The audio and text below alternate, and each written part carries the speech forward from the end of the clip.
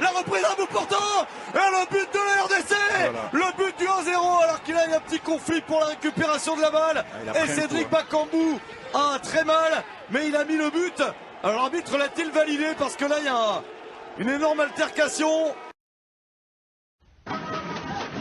Attention cette balle pour entrer dans la surface de centre. La reprise à bout portant et le but de la RDC, voilà. Le but du 1-0 alors qu'il a eu un petit conflit pour la récupération de la balle. Et Cédric Bakambu a très mal, mais il a mis le but.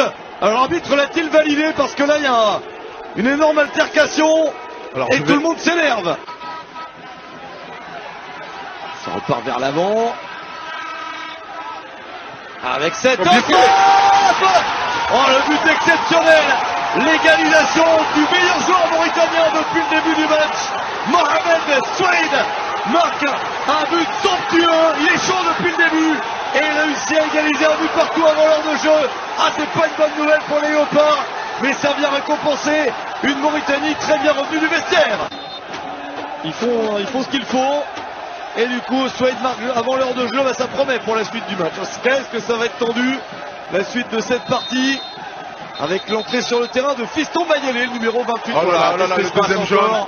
Pourquoi? Attention, deuxième jaune là pour Bakambu. Oh, c'est pas possible. Oui, non, mais c'est pas possible. Oui. Ça va devenir fou.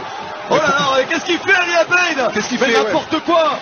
Il vient se mêler de ce qu'il ne le regarde pas du tout. Mais pourquoi? Mais laissez-le tranquille. Il a le droit de parler à l'arbitre. Qu'est-ce que ça veut dire? Ils sont malades. Mais ça a été, malheureusement, et on y reviendra forcément, tout au long du match, il y a eu quand même des gestes à éviter. Ils n'ont pas à venir. Il s'excite contre l'arbitre, Bakambu. Il est frustré. Et laissez-le faire. Ils sont complètement malades de se mettre en travers, les Mauritaniens. Ça n'a aucun sens.